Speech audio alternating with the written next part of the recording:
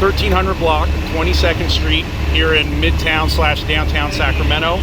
We had a bed and breakfast. It's an old 3-story Victorian style structure. It's called the Amber House. Had an exterior fire on the back side, what we call the Charlie side of that structure. Well involved, doing an exposure issue to the Bravo side, which if you're looking at the house, that's the left side. So there's another Victorian style structure on that side. The fire quickly spread, had gotten into the attic of the primary fire building.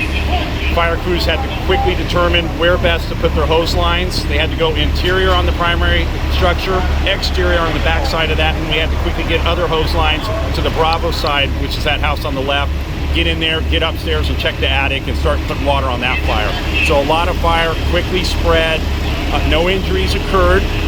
There were people at this bed and breakfast at the time of the fire. They all made it out safely and self-evacuated. We have an investigator on scene right now who's doing the investigation, and the firefighters are going to be here for some time because there's a lot of overhaul that needs to happen.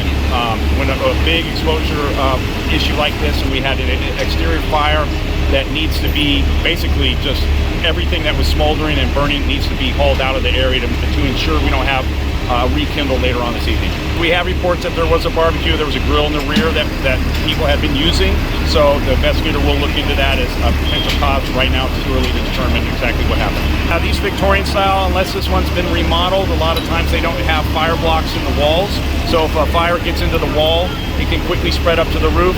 But again, on this one, when you have an exterior fire that's lapping up the side, it's going to get up underneath the eaves and easily spread into the attic. And then if you have any sort of a wind that's going to potentially to push that fire at all, it can quickly spread even further. So SMUD is who responds here for power issues. We did have power lines on the exterior that were impacted by the fire. They were down. It was a concern for firefighters that responded for their own safety as they're trying to operate so no one gets injured.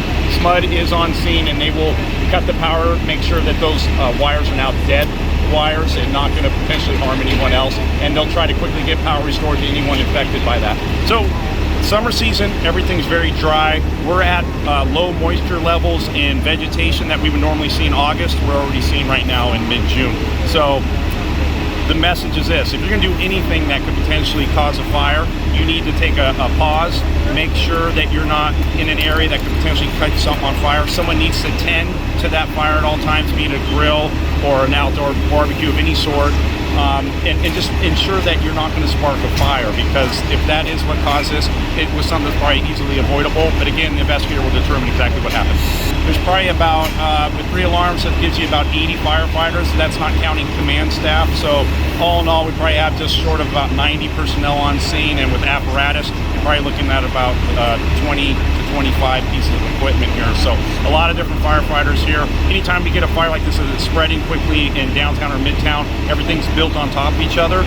So we need to get a lot of personnel here so that the firefighters who are doing the work can rotate out, change their bottles, and you have someone waiting in backup essentially to tag in and go get work done.